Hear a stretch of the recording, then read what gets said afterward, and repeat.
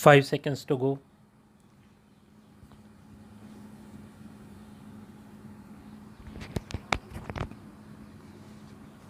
Start. It also gives me great pleasure that on the occasion of this conference, we have among us the Director General of UNESCO and the Chairman and a member of the Executive Board. Their participation will enable them to appreciate the problems and aspirations of a region where more than half of mankind lives. It will also give the new Director General a deeper insight into the tasks which await the organization in this part of the world. The proposal to set up national commissions in member states is to be commended for many reasons. This has resulted in the establishment of a permanent agency for the working out of UNESCO's ideas at many levels. While the membership of UNESCO is confined only to states, it is obvious that its work must be carried out among the people. The National Commission, with its close association with various non official agencies, provides a platform to disseminate UNESCO's programs in many ways. One may, in fact, say that UNESCO's work is delegated to these national commissions. To my mind, the main purpose of setting up the national commissions was, on the one hand, to make UNESCO conscious of the people's needs, and on the other, to make the people conscious of UNESCO's functions and purposes. The national commissions are therefore the proper agencies to spread UNESCO's ideas and objectives among the people. One may, in fact, go so far as to say that UNESCO is active only if the national commissions are active. Similarly, the national commissions can function properly only if UNESCO is active. If we keep this test before us, we have to admit that the national commissions have not always been as effective as we would wish them to be.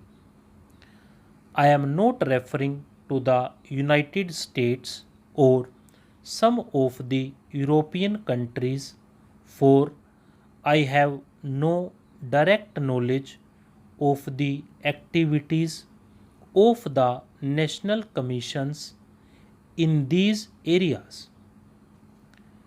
So far as the eastern countries are concerned, by and large, they have not yet fulfilled what we expected of them.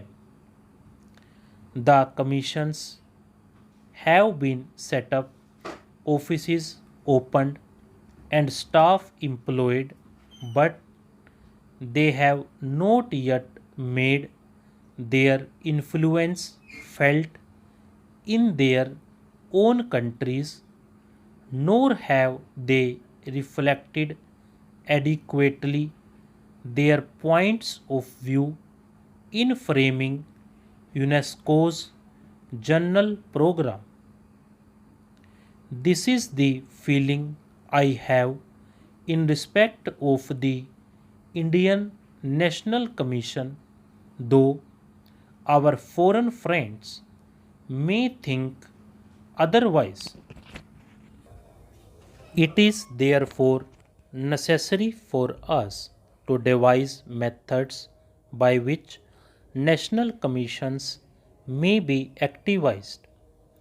Apart from the desire to have representatives of neighboring countries among us, this is one of the main reasons why we have invited fraternal delegates from sister nations.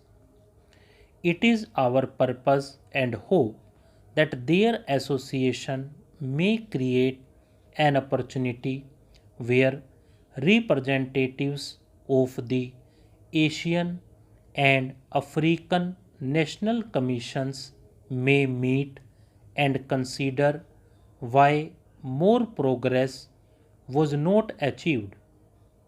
Such discussions will also help all of us to define more sharply the main objectives of UNESCO and advise it on the programs which are necessary to fulfill these objectives in the context of the East. I wish in this connection to place before the conference some important issues which, to my mind, have prevented a more effective implementation of UNESCO's ideals and programs. My purpose is to express the feelings of my country and other countries in the East fully and frankly. There is no suggestion of complaint in what I am going to say. In the brotherhood of UNESCO, there must not be any occasion for mutual recrimination. It is, however, necessary that we understand one another clearly and fully, for without such understanding, we cannot cooperate in the achievement of our common goal.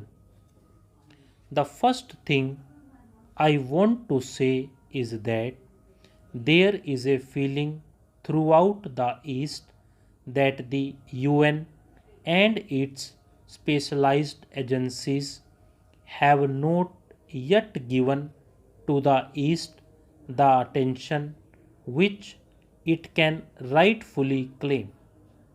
The Eastern nations feel that while in theory they are recognized as equal partners in the United Nations, the practice does not always conform to the theory. They feel that the central offices of the UN and allied agencies do not fully understand their problems and needs. So long as there is this feeling, it will be difficult to create wholehearted enthusiasm for the UN and UNESCO in these regions.